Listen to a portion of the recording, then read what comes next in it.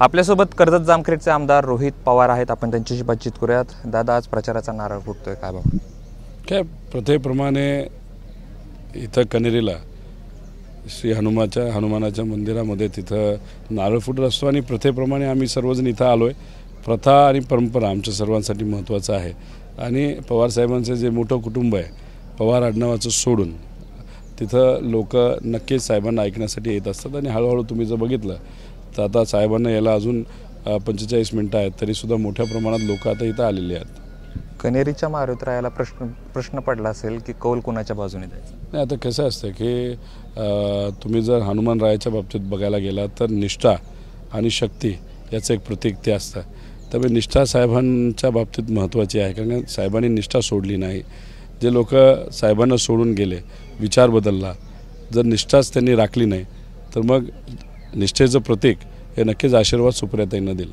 या कनेरीच्या मंदिराचं महत्त्व जे आहे किंवा पवारांप्रती याची श्रद्धा आहे, त्याच्याबद्दल थोडक्यात सांगा प्रेक्षकांना. नेहमी नाही, सगळ्यांचंच म्हणजे 1967 पासून मग पवारसाहेब जेव्हा राजकारणात आले तिथून त्याची सुरुवात झाली आणि मग नंतर अजितदादा राजकारणात आले, सुप्रियाताई राजकारणात आल्या आणि मी सुद्धा जेव्हा जिल्हा परिषदला इथून उभा होतो तेव्हा माझाही नारळ इथंच फुटला होता आणि आमदारकीला सुद्धा जेव्हा अजितदादांचं नारळ इथं फुटत होतं तेव्हा माझी आमदारकी असताना सुद्धा इथं नक्कीच आलो होतो. त्यामुळे ही एक पवारांची प्रथा आहे, परंपरा आहे. आज निवडणूक होतीये, विदर्भासाठी मतदान होते, काय भावना?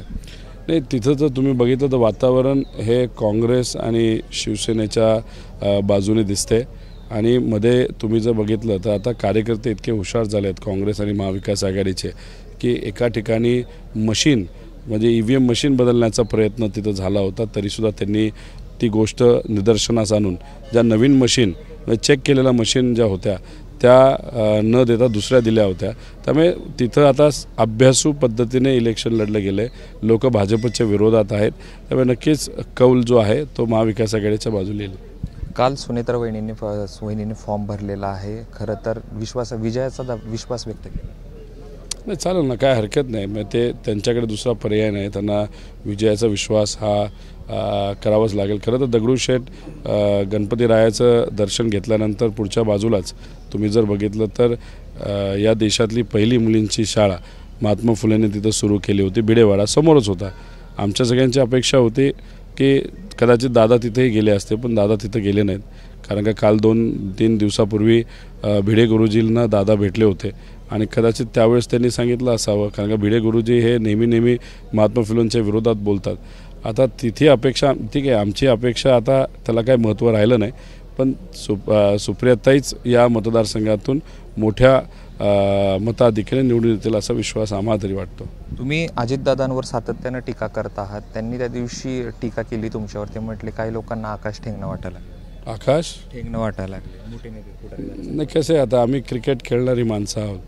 आता पूर्वी आम्ही 7 डाऊनला जायचो, 7व्या डाऊनला जात होतो. आता तिथं आमच्या आधी खेळणारे खेळाडू कोण होते तर दादांपासून मोठे नेते होते. आता त्या टीममध्ये म्हणजे पवारसाहेबांच्या टीममध्ये आम्ही जिथं आहोत तिथं आहोत. आता 7व्या डाऊनला आम्ही जर जात असू आणि पहिले 6 खेळाडू जर निष्ठा सोडून दुसऱ्या टीम भाजपच्या टीममध्ये गेले असतील तर आम्ही जिथं आहोत तिथं आहोत. त्यामुळे आता आमच्या आधीचे जर खेळाडू पळून गेले असतील तर आम्ही जिथं आहोत तिथं आहोत. त्यामुळे आता आम्ही पुढे राहून टीमला जिंकवण्याचा जेवढं काही जमेल तेवढा प्रयत्न तिथं करत आहोत. त्यामुळे आम्ही नेता बनण्यासाठी नाही तर नेता बनायचं असलं असतं, नाही तर पद मिळवायचं असलं असतं तर आज सत्तेत गेलो असतो, पण ते काय आम्ही चूज केलं नाही. उलट आम्ही संघर्षाची भूमिका घेतलेली आहे. त्यामुळे संघर्ष हा तसा सोपा नसतो आणि संघर्षाची भूमिका आज आम्ही का घेतली, कारण आमच्यासाठी विचार महत्त्वाचे आहेत. एकीकडे तुम्ही असं म्हणताय विचार महत्त्वाचे, पण दुसरीकडे भावनिक होऊ नका असं सातत्यानं अजितदादा म्हणतात, कारण बारामती लोकसभा मतदारसंघाचा विकास करायचा आहे. भावनिक होऊन प्रश्न सुटणार.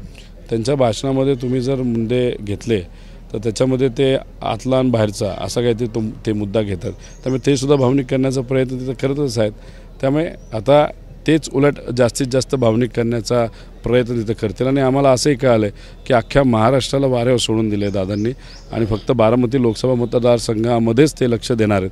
त्यामुळे एका मोठ्या नेत्याला एका मतदारसंघापुरतं भाजपली केलेलं आहे. ठीक आहे, येत्या काळामध्ये आपण बघू काय होतं.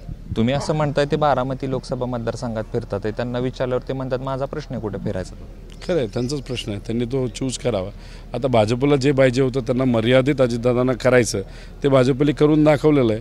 त्यामुळे त्याला कारण देत असताना तो त्यांचा प्रश्न असला तरी ठीक आहे, तुम्ही तुमच्या लेवलला लढा, आम्ही आमच्या लेवलला लढतो.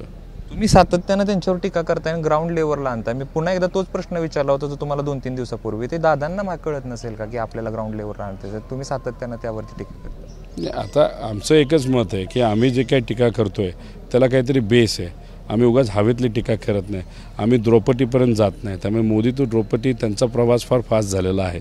पण आम्ही मुद्दे घेत असताना आम्ही इथं सामान्य लोकांना ज्या काही अडचणी त्याच्यावर जास्त बोलतो, विकासावर बोलतो आणि त्यांनी बदललेली भूमिका ही लोकांना पटली नाही त्याच्यावर आम्ही जास्त बोलतो. त्यामुळे आम्ही बोलत असताना आम्ही खालच्या पातळीवर जात नाही. दादांसारखं आम्ही कुठेही धमकी देत नाही, निधीबद्दल बोलत नाही, द्रौपदीबद्दल बोलत नाही. त्यामुळे तो दादांचा प्रश्न आहे. त्यामुळे आम्ही बोलत असताना जर काही सामाजिक मर्यादा पाळूनच आम्ही तिथं बोलतो ना, आम्ही वेगळं काय बोलतो? आता शिवतारे म्हणत होते धमके दिल्या जात आहेत, हर्षवर्धन पाटील म्हणतात धमके दिले जात आहेत, तुम्ही म्हणताय धमके दिले जात आहेत. अजितदादांना विचारलं तर अजितदादा म्हणतात धमक्याचं राजकारण कोणी केलं नाही, जर केलं असेल तर पोलीस स्टेशनात जावं. एका गुंडाला जर तुम्ही विचारलं की तू गुंडा आहेस का, तो गुंड म्हणतो की नाही मी गुंड नाही, मी समाजसेवक आहे. त्यामुळे आता धमकी जर दादाच देत असतील तर उद्या जाऊन तुम्ही काही केलं तर दादा हेच म्हणणार मी थोडी धमक्या देतो. पण ज्याला धमक्या आल्यात त्यांना तुम्ही विचारा धमक्या आल्यात की नाही आल्या. काय वाटतं, आज प्रचाराचा नारळ आहे, कशा पद्धतीने इथनं पुढची निवडणूक, खऱ्या अर्थानं आता इथनं प्रचाराचा शुभारंभ झाला आहे नाही. इथं तुम्ही बघितलं तर बहुतांश सामान्य लोक आहे, सामान्य कार्यकर्ते. त्यामुळे इथून पुढं सामान्य लोकच हे इलेक्शन ताब्यात घेतील.